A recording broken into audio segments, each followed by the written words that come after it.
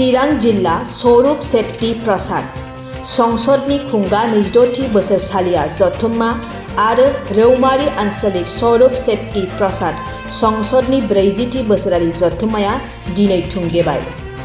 चिरां जिल्ला स्वरूप शेट्टी प्रसाद संसदा खुंगा 26थि बोसोरसालिया जथुम्मा आरो रौमारी आन्चलिक स्वरूप शेट्टी प्रसाद संसदा 40थि बोसोरारि जथुम्माखौ बे बोसोराव मैयानिफ्राय साननैनि हाबाफारिजों चिरांनि रौमारीनि ज्योति आश्रमाव खुंफुङो।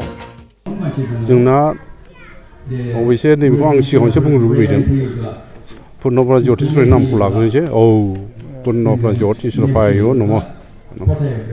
दिनैहाय जोंहा नैबे चिरां जिल्ला स्वरूप शेट्टी प्रसाद संसदा 26 बोसोरसालिया जथुम्मा बेखौ मैयानिफ्रायनो जागासिनो आरो दिनै जोबथा। बे जोबथा हाबायाव जोङो दिनै फुंनिफ्रायनो शिबनाथ ब्रह्म आफादनि बिजाबनि शास्त्रखौ लानानै शास्त्रपाठ होबाय। लोगोसे नै दा गेवलां मेल जादों। बिनि सिगाङावनो आं मोनसे खोथा फोरमायनो लुबैदों। दिनै नैबे जायगाया जाबाय जोंहा फोरलां बाबाजिनि जायगा।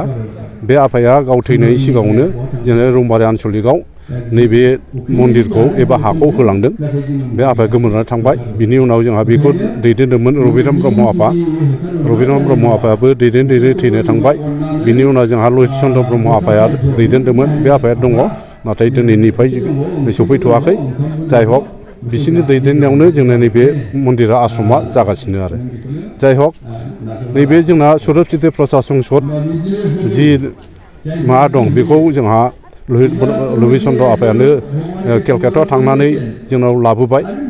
आरो बे शिबनाथ ब्रह्म स्वामिनि बिजाब द'थि बिजाबखौ आफाया लाबोनानै जोंनो बेवहाय होफैदों।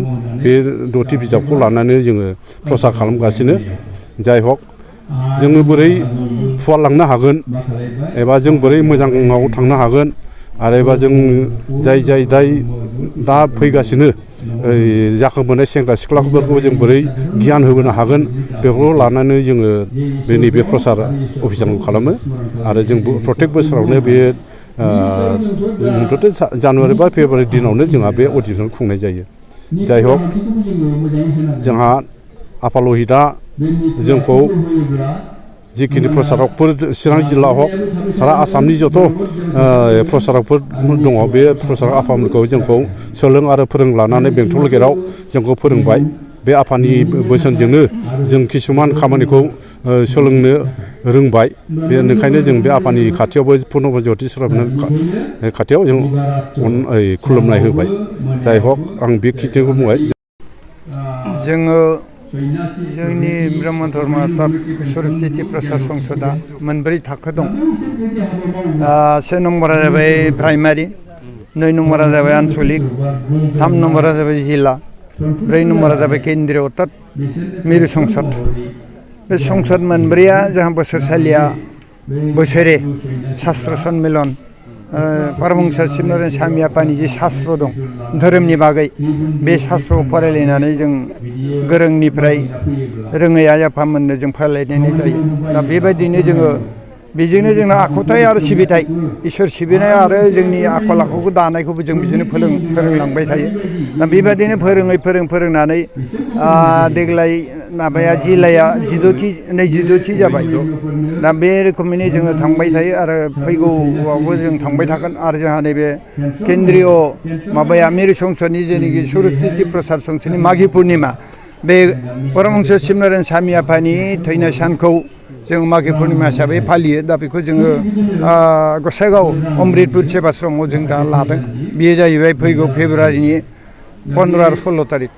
दा बेबायदिनो जोङो जोंनि समाजाव अर्थात जोंनि ब्रह्म धर्मनि भक्त आरो आइ आफामोननि सिगाङाव जोंनि सैथो बाथ्राफोरखौ जोङो मिथिहोलांनो थाखाय उन्दै गथ'फोर आरो सेंग्रा सिख्लाफोरनो मिथिहोलांनो थाखाय जों बिदिनो ज' बोसोरसालिया जों जथुम्माखौ खुंनाय जायो।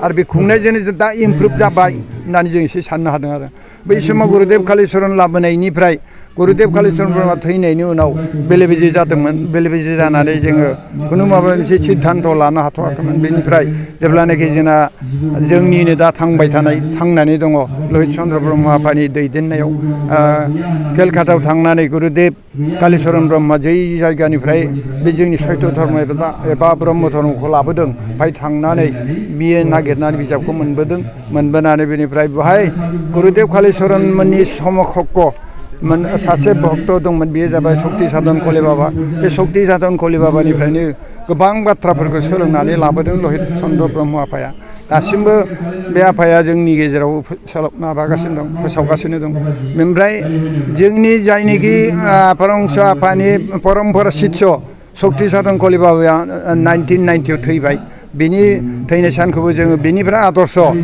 शास्त्रफोरखौ जों मोननायलाय जोङो शास्त्र बिजिरनाय एबा शास्त्र अध्यापना दिबस होननानै 7 डिसेम्बरखौ जों लानाय जायो आरो माने बोसोरे दा बहायबो जोंनि मोनब्रै 6टा आनसलिक दं जोंहा बे चिरां जिल्लायाव सानजा बिजिनि सोनाब बिजिनि ओमफ्राय रौमारि निसिमा बेनिफ्राय सिदलि चिरां सोनाब बिजिनि बे 6टा आनसलिकआ बिदिनो जोङो ग्रें ग्रेङै जों खुंबाय थानाय जायो आरो बे खुंनायजों जों दा एसे गावखौनो गाव एसे शास्त्रनि बागै धोरोमनि बागै जोङो मिथिनो हादों बेखौ जों साननानै लादों आरो